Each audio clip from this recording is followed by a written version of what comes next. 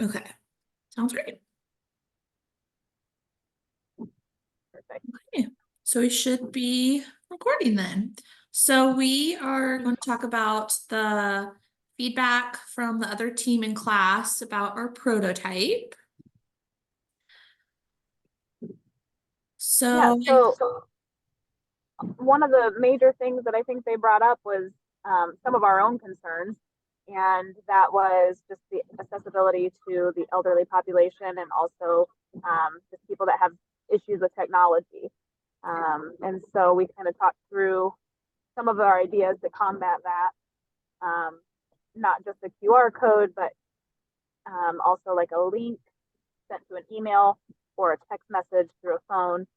Um, and then we also mentioned the TV in the waiting room, being able to play the same video, um, and they can see it while they wait as well.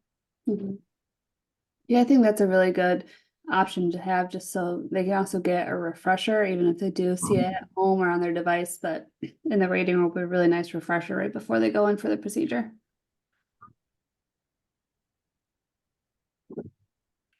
yeah, and I think it was kind of nice to maybe hear an outside perspective just to see how things are going. Because I think a lot of times when you're the one in the project, it's almost harder to take a step back because you're so involved in it and you're trying very hard. And sometimes it can be more clear in your mind, and maybe communicating that can be a hard time. So I think that was kind of good feedback. But I mean, I feel like for the most part, like they were pretty positive, and I think we did a good job of explaining what we were doing and the purpose of it.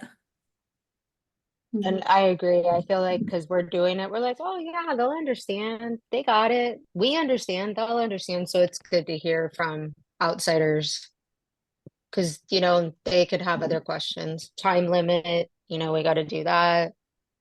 The elderly, closed caption, just those basics. So I think they were the very only positive thing, in their feedback. yeah, they were. I think the only other thing that we kind of talked about was just next steps, and that was writing up a really strong script of what we want to be said in this, short amount of time. And then also meeting with the innovation lab and the guy over there so that we can start mapping out what this looks like and how feasible some of this stuff is. So they didn't really have a whole lot of feedback on that, but that was kind of our explanation of next steps with them as well. Yeah, and I think that'll help us once we have that like script and being able to talk with the 360 contact, the Andrew, I guess that's Frew. I'm probably totally butchering that name, but and I know when we were talking to the other team, we had mentioned talking with him after we have the script and maybe even like asking for his, suggestions on if there are other ways to have 360 visible for people. I don't know if there are, I mean, I love the QR code idea and like YouTube, but he may even have other ideas. So I know they seem to kind of like that, almost like you're involving an expert in it too. Agreed.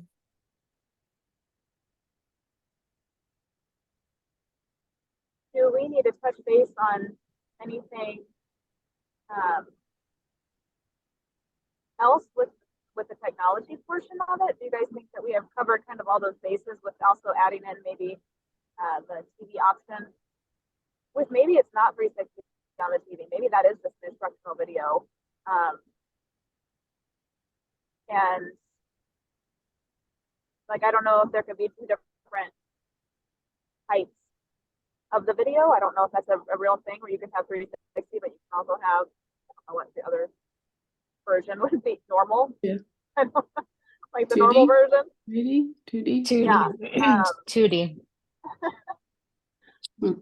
But maybe that's something else that we need to like have two different versions as well, just to make sure that we can reach everybody.